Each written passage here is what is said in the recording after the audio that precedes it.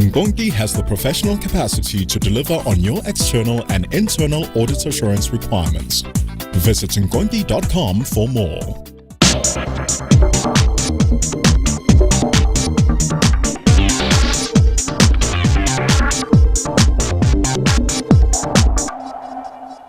Welcome back. Mervyn King and I are discussing how natural capital poses risks to businesses and their strategies.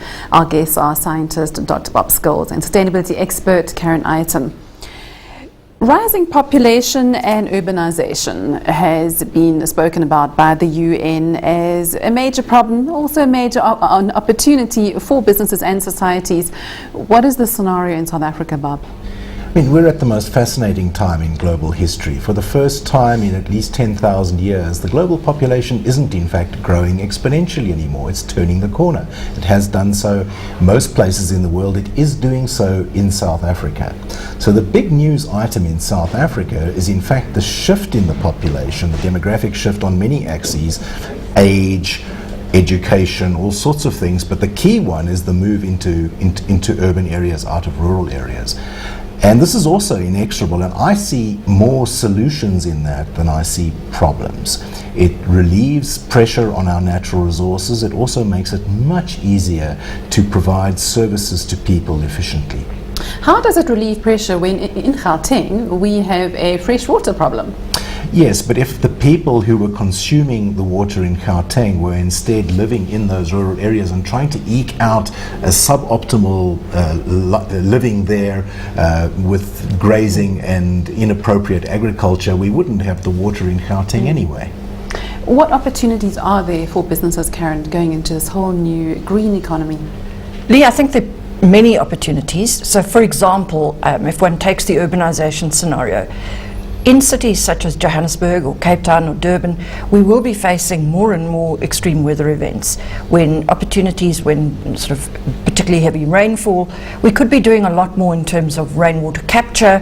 We could be doing a lot more in redesigning our cities or reorganizing our cities so that the extreme events are less damaging in terms of the way they impact infrastructure or the lives of individuals.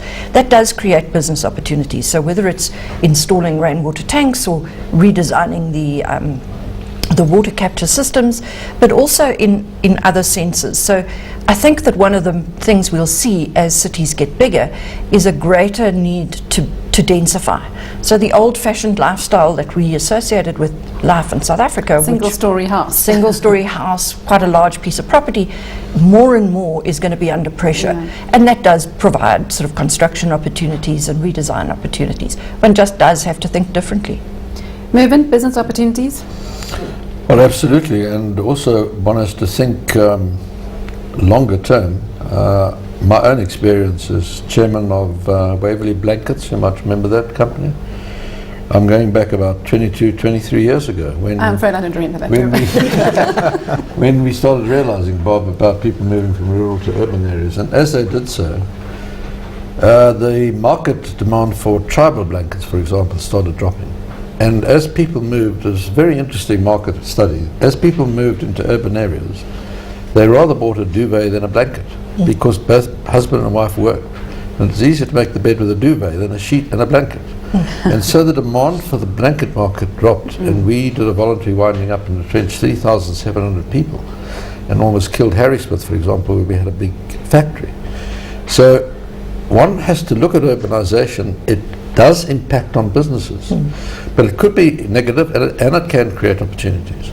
So one has to analyze this from a strategic point of view, appreciating that business is at the junction, as I said before, of the economy, society and the environment. So what is urbanization doing in those three aspects in which the company operates? Yeah, I mean, Lee, I think another example that one is seeing around the world is people move, as they get closer together, the transport needs change. So in other public sector transport. Other capitals, you're seeing people voluntarily relinquishing outright ownership of vehicles. They make sure they have access to a vehicle at time of need. So they're joining clubs where you can sort of pay as you go type of thing, or pay as you use. You're seeing much more transfer out of large family sedans into hybrid vehicles or electric vehicles. So I think the transport area is one that is changing a lot as people move closer together, and traffic starts to affect as well as everything else. So is it true to say that climate change, one of the benefits, will be pushing us into the whole new scientific era? We're all going to be flying around in mobiles.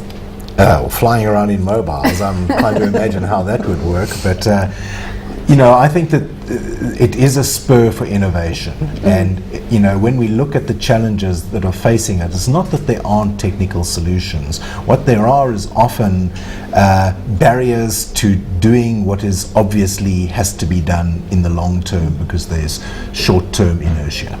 Well, that is a point that the United Nations makes, that there are these technologies around, and we could, through increased efficiency, reduce demand for most production processes by up to 80%.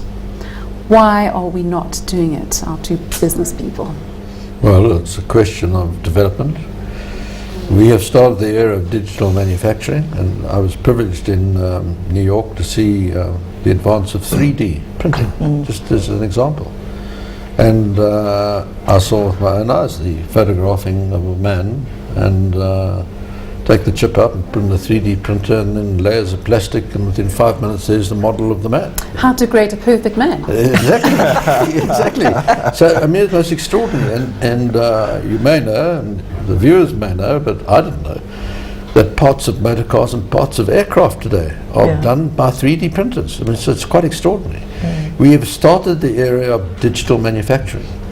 There's a pharmaceutical company that's developed, that got 3 massive factories at the moment, and a lot of people use their pill.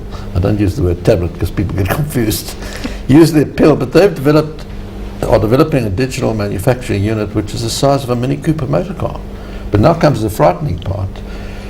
When they believe that we're going to perfect this in the next 2-3 years, and this is on the west coast of America, they will reduce the number of employees they need by over 90%. So there's a whole study being done. Will the market absorb these people, or will unemployment just grow? So the huge issues to be dealt with. Digital manufacturing, to really answer your question, will decrease the amount of emissions, etc., adversely on the adverse emissions on life on Earth. But it has other consequences. And that's surely going to have social consequences, especially in countries like South Africa. Yes, and I mean, if you think of South Africa, a good 50% of our population is currently under the age of about 25. It's a picture that's very typical of Africa, and it's in Africa that we are still seeing population growth. So whereas Asia, Europe, North America have started to stabilize population, and some places decline, in Africa we're still growing, and the need for employment is enormous. I think what Mervyn is also indicating is that the nature of employment is going to change quite dramatically. So much more in the knowledge economy, much more in the innovation space. So you're going to have to be skilled.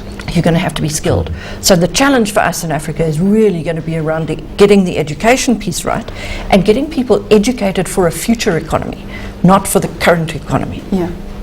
And in South Africa it might be a bit of a challenge. We already have an education problem. I want to go on to commodities and the concerns there. United Nations forecasts a shortage of key metals in the next 50 years with resultant price hikes. Prices have already shot up since 2000. Metal prices have risen 176%. What does this mean for business going forward? You know, this issue of running out of resources is a very tricky one, because of course many people have made that prediction going back, centuries, and magically we never seem to arrive at that point. And that's largely because of substitution. But some of the challenges we're facing right now are to do not so much with shortages of input stuff, but shortages of what to do with the outputs. And climate change is an example of that. It's actually waste. It's the waste disposal rather than the shortage of coal. That's the problem. One interesting study that I looked at recently was the issue around phosphorus, which has been punted as one of those things we're going to run out of. It turns out that that's actually very unlikely in the next half millennium. But some of these more obscure types of metals, the sort of things that go into the high technology, it is conceivable, that we might run short of those, but I don't think that we've really started to look for some of those either. So you mean they're hidden in the depths of the earth? Yeah, I mean, I think the other thing is we do need to and are starting to move towards a more circular economy. There are mining companies in North America that are starting to say their next mining projects will be under major cities to extract the metals and the minerals that are there. Recycling, the recycling of post-consumer products is really hot on the cards and has to happen. And lucrative. But once we move on to corporate reputation, it's an area that you often talk about, saying that if companies, if boards do not take this seriously, it will impact on trust and corporate reputation. Absolutely. So it's one of the factors that impact on reputation. And the S&P 500 analysis shows that from 95, certainly from the turn of the century, that plus minus 80% of the market cap of great companies was made up inter alia of reputation, the integrity of the board, the reputation of the board. And it's certainly only 20 to 30% was made up of additives in a balance sheet according to financial reporting standards, be it US GAAP or IFRS. So reputation is a critical issue in value terms. And we were all nurtured and brought up on the basis that value was the present value of discounted Financial, future cash flows. So we looked through a narrow financial lens and sort of didn't concern ourselves how the cash flows were created, as long as they kept on being positive. We were doing our job. But of course, how we were directing we're having negative impacts on society and the environment. Now, what Bob and Karen have been talking about is we've got to change that corporate behavior. So you've got to think on an integrated basis, and in fact how you're carrying on business is impacting on those three aspects. And the company operates in the context of those three aspects. And reputation is critical, because if in your supply chain, for example, you are using child labor, and that becomes known, well, we all know of the case of Nike. They lost a large part of their market cap the very next morning on the stock exchange. Yeah, and of course it's not only the company's reputation which it has, but also the actions of its employees. Absolutely. And if I heard of a story of a director of a large bank boasting about how much waste he produces from his home. That completely turns me off at that bank and what it stands for. We have to leave it there. Thank you so much. Interesting discussion. Thank you. Thank you. Pleasure. Thanks. And thank you so much for joining us. There'll be more on doing business in the 21st century in next week's show. We'll see you then. Bye.